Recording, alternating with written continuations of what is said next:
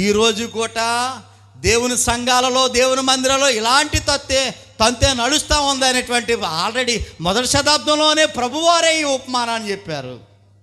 ఉంటే ప్రారంభం నుండి నువ్వు ఉండొచ్చు, దేవుని సన్నిధిలో తాత ముత్తాతల దగ్గర నుండి ఉండొచ్చు, కానీ ఎప్పటికీ దేవుడు నీకు అర్థం కాలేదు.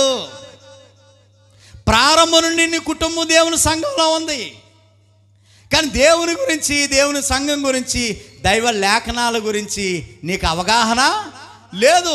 దేవుని మీద అనుమానాలు నీకు ఉన్నాయి, దేవుని సంఘం మీద, దేవుని వాక్యం మీద నీకు అనుమానాలు ఉన్నాయి.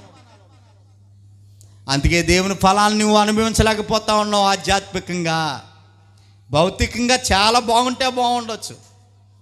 భౌతికంగా నువ్వు బాగుంటావేంటి? దేవుణ్ణి నమ్మనోడు కూడా, నాస్తికులు కూడా అద్భుతంగా వాళ్ళు చదువుకుంటున్నారు, వాళ్ళ పిల్లలు చదువుకుంటా ఉన్నారు. దేవుణ్ణి నమ్మనోడు కూడా వాళ్ళ పిల్లలు చదువుకుంటా ఉన్నారు, ఉద్యోగాలు సంపాదించుకుంటా ఉన్నారు, బ్రహ్మాండం ఇల్లులు కట్టుకుంటా ఉన్నారు. దేవుణ్ణి నమ్మనోడు భౌతికంగా బాగుంటున్నాడు, నువ్వు బాగుంటున్నావు. అందులో విధానం ఏమీ లేదు.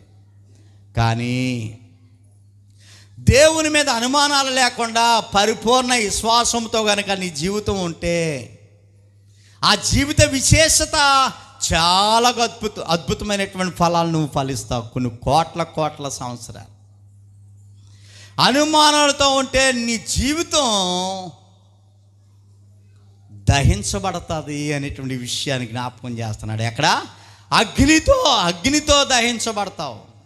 మనసును దహించే అగ్ని ఎదురు చూస్తూ ఉంది. ఈ సంగతి నీకు గుర్తుందో లేదో, నిన్ను కాల్చివేసే అగ్ని, నిన్ను దహించే అగ్ని ఎదురు చూస్తూ ఉంది. దేవుని మీద, దేవుని వాక్యం మీద అనుమానాలతో